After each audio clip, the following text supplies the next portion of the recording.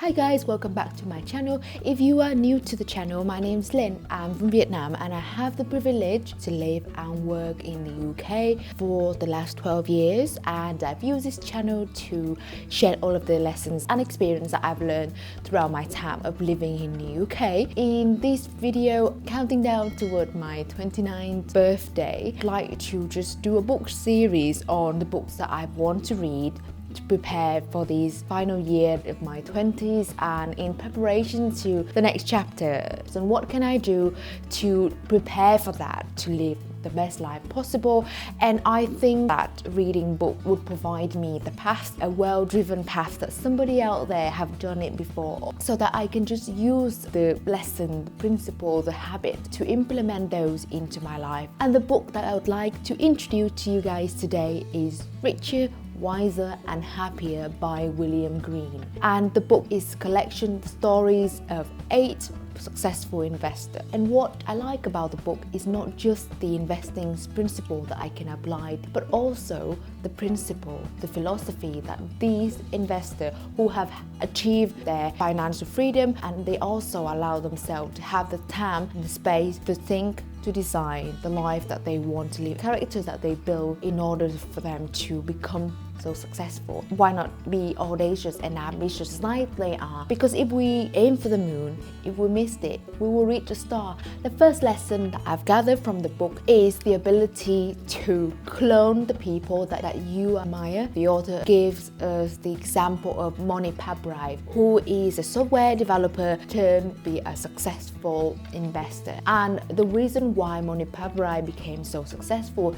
is that he had to call himself a shameless copycat who copied the investment strategy from Warren Buffett. You are into investing, you know that Warren Buffett is the greatest investor at all time, and Moni Pabrai is willing to follow the path set down by Warren Buffett, not just investing but also in philanthropy. How can we apply those lessons? If we can be like Moni's, can just copy the path well proven, reflecting on the experience when I was studying to be a pharmacist, and I always have somebody who had the same background as me and who had achieved their first degree in pharmacy and have had a job in the hospital and done so well. And I just put her picture in my studying board and just look at that daily, and to remind myself to imagine that that is something that I can do. The second principle from Richer, Wiser and Happier that I want to implement into my life is to avoid the risk of being ruined. William Green has used a quote from Charlie Munger, who also a very famous investor,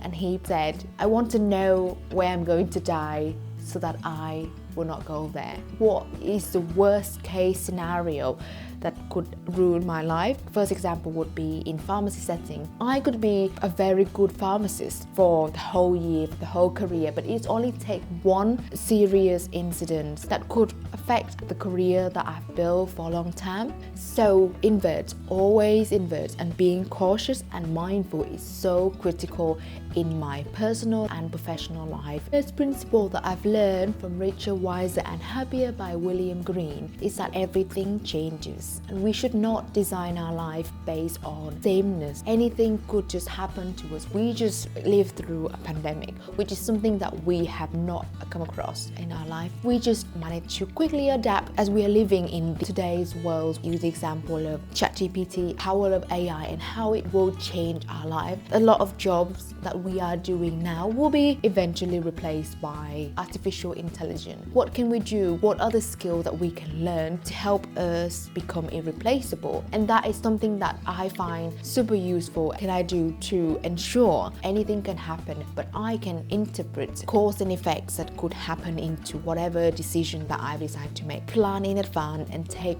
total charge of my life. And William Green gave us another example from the successful investor Howard Marks, who managed billions and billions of capital. But what fascinating to me is that he doesn't spend all of his time analyzing anything. His day is based on unscheduled timetable, and it's allowed him to read, think and write. Apply that into my small life. It gave me a wake-up call. Instead of working working every single day, operate my life so chaotic and don't have time to reflect on where I am, or I'm just pretend to be busy even though that I'm not very productive. The fourth principle that I've gathered from Richer, Wiser and Happier is the power of simplicity. As William Green put that, simplicity is the ultimate sophistication. Living in UK, I feel like I'm living in a first world country and facing the first world problem when whatever I do, there's so many these choices that's available, and even just to buy grapes, there's so many grapes that are available and we just bombarded with so much choices. And so if we can simplify it and eliminate those unnecessary choices in our life, we could reduce the noise and stop us from making a good decision in our life. Being a minimalist and how is that have a significant impact in my outlook, reduce unnecessary stress and make a better decision, and also save a lot of money as well, because we are living in a consumerism world when people want you to spend. So the more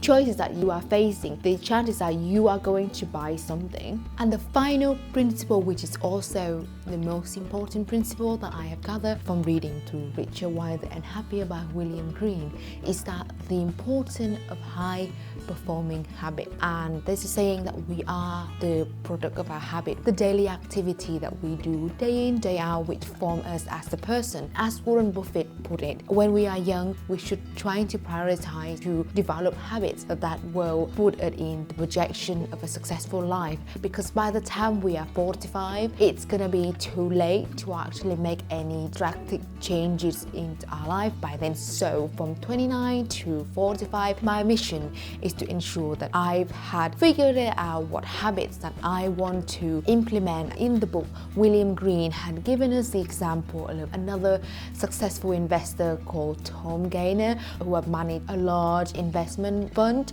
with over 17,000 employees, and he said that their working is constant. There's 24/7, there's no off day. And what Tom Gaynor does to help him to manage enormous amount of stress and what helped him improve his performance is that he can implement a small daily habit that let him stay in shape, being active and operate in a calm mind. And Tom Gaynor had given us an advice that it is the incremental changes that we do daily that the big secret for success is to make each day a little bit better than the day before. So that's why I find reflection is super helpful, because it's helped me looking back into the day that I had and see my performance. What can I make 1% changes to today in my to-do list to ensure that I'm growing, to ensure that even though it's small change, a change is better than nothing. And actually by reflect on it daily and keeping an eye in my performance, I will be able to make change straight away and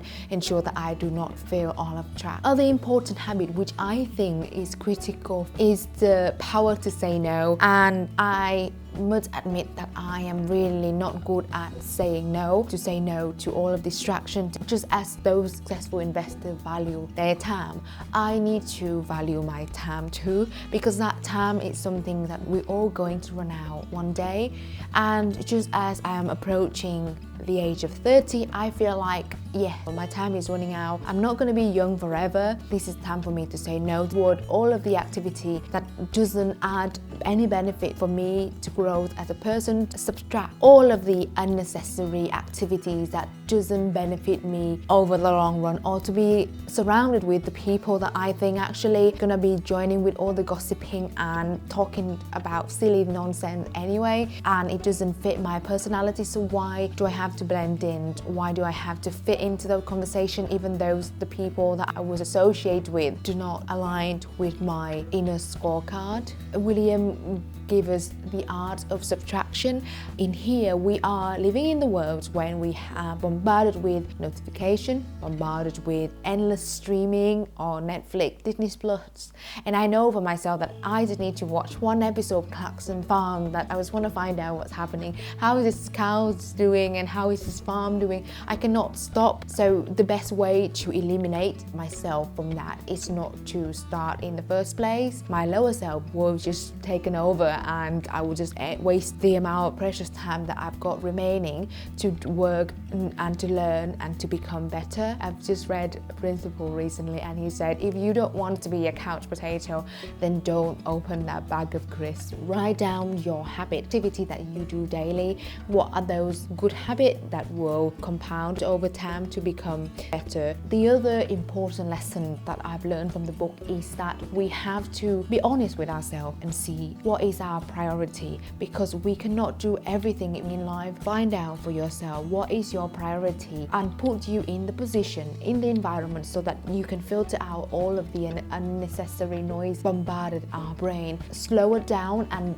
reducing our chance of making important decision, better decision for you. And for me, I value the most is learning and becoming better, my family, my freedom, more than the material or possessions. So I would make sure that this is what I'm going to do. Instead of working every single day and earning a wage, I cut out on the amount of shift that I'm going to do to allow me to have more time to study. So that's it. That's all from me today. These are some of the important lessons and insight that I've gathered from reading through Richer, Wiser and Happier by William Green. Join me in this journey so that we can become richer, wiser and happier. So if you find these videos useful, if you are at the same stage of life like I am and want as the preparation toward new chapter of your life, and you want to reflect on it and find out what aligns to you, then I hope you find this lesson useful. For if you are new to the channel and if you learned even just one thing from the video, why don't hit that subscribe button to help me deliver this message to many more people. Again, thank you very much for your time, and I look forward to see you again in the next video. Take care and goodbye.